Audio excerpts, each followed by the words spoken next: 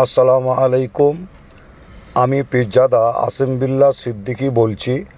বর্তমান সময়ে আমার কয়েকটি পুরাতন অডিও নিয়ে, তার মধ্যে কিছু অডিও শুনে মনে হয়েছে এডিটিং করা হয়েছে এবং কিছু অডিও যেটা সত্য।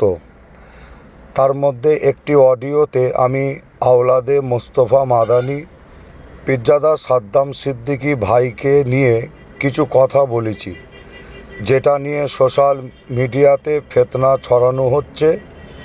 এর জন্য আমি আল্লাহ পাকের কাছে ও পীরজাদা সাদ্দাম সিদ্দিকী ভাই এবং তার পরিবারের কাছে আমি ক্ষমা চাইছি। এছাড়া মুফতি আব্দুল কাইয়ুম সাহেব, মুফতি আব্দুল মাতিন সাহেব, মুফতি রজব আলী সাহেব, মাওলানা শাহানুর আলম সাহেব এবং বিভিন্ন মতপথের বিরুদ্ধে যদি ভুল বলে থাকি, আল্লাহ পাকের দরবারে মাপ চাই এবং আপনাদের সকলের কাছে মাপ চাইছি।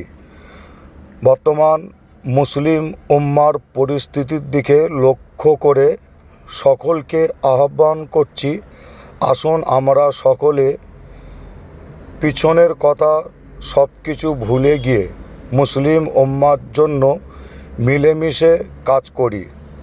সকলকে অনুরোধ করছি, আপনারা আমার বক্তব্য কাটিং করে এবং এডিটিং করে সমাজে ফিতনা ছড়াবেন না, নচেৎ আমি আইনত ব্যবস্থা নিতে বাধ্য হব।